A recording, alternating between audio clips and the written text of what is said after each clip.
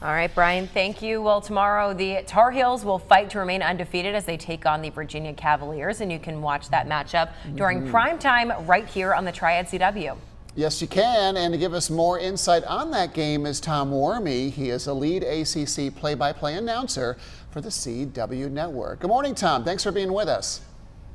Good morning. Thanks for having me here in Chapel Hill, North Carolina. And we just cannot wait for the game tomorrow on the CW at 6:30. It's a bigger one for the Tar Heels, of course. As you know, Tom, they're perfect through 6 games this season. Virginia's going in the other direction. They only have 1 win on the year. This was a close game in Charlottesville last year. How do you think these two teams match up tomorrow?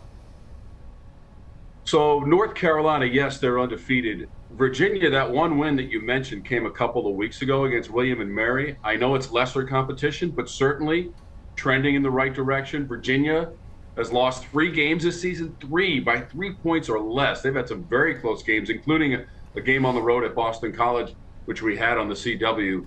But when you look at North Carolina, there's just so much skill on both sides of the ball. And you start with the Heisman Trophy candidate in Drake May.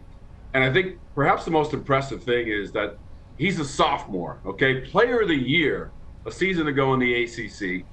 So many expectations and predictions about their success this season, and he and his teammates have held up their part of the bargain, and they're rolling now at 6-0 and not looking past Virginia. I can guarantee you that. In the South's oldest rivalry, these two teams are meeting for the 128th time. Wow. It goes all the way back to the late 1800s.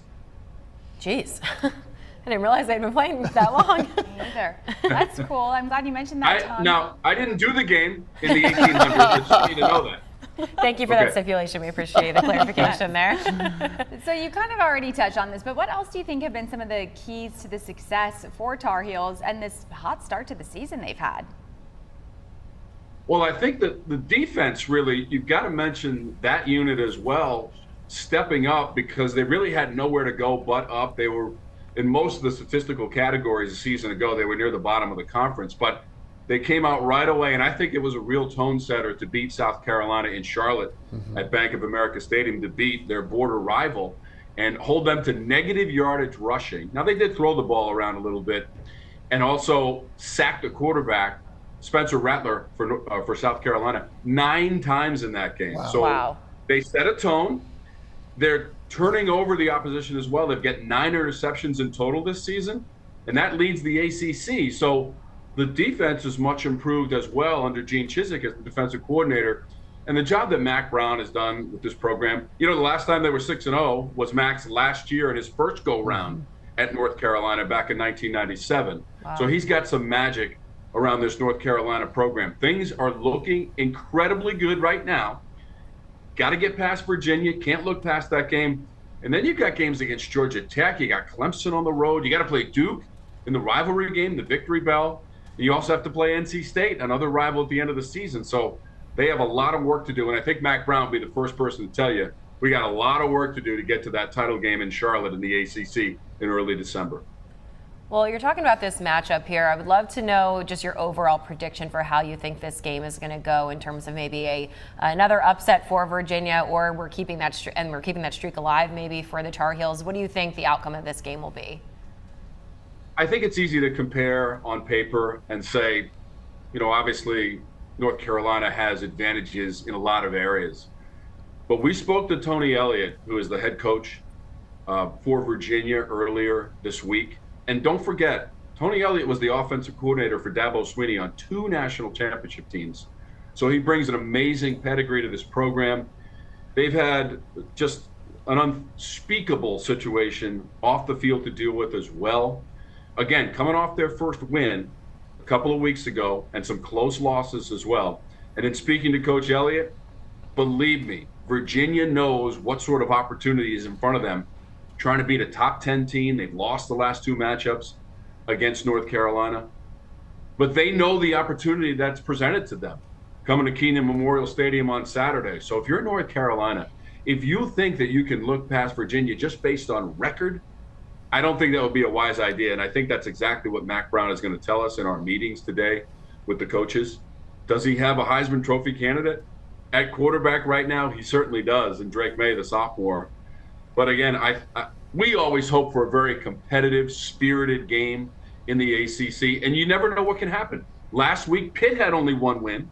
Undefeated Louisville went to Pittsburgh and lost on the CW.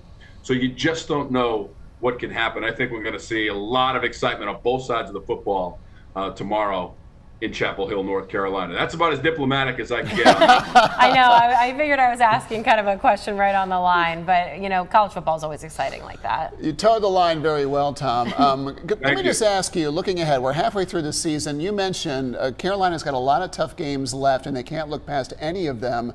But do you think this team is talented enough to make the college football playoffs and perform well? I think anytime you say a team has a Heisman Trophy candidate at the quarterback position, I think everything radiates out from that point. And if you're around Drake May just a little bit, like we do some interviews and we meet with the coaches and players, like I mentioned, the poise and composure to have a record-setting season last year as far as pass yardage is concerned in the history of North Carolina football, and tie the touchdown pass record as well with Sam Howell, who's now in the NFL, by the way, playing for the Washington Commanders. To have the poise and composure and vision to say we need to take each opponent step by step. And the great thing is he's got great family around him, teammates, coaches, support staff, a supportive campus.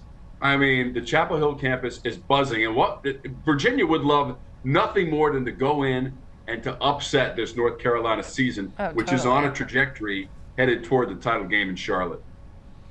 You mentioned Brian's Washington team. Yeah, he's a I'm a Commanders Washington fan, so Tom, he knows about how. And Jackie's an Eagles fan, so there's a little spite there, too. It's a fun little rivalry we have going on. Thank you so much, Tom. We appreciate your time. I'm a fan of all. There we go. Thanks, Tom. Great to hear from you. Once again, the Carolina versus Virginia game is tomorrow night at 6:30 right here, live on the Triad CW.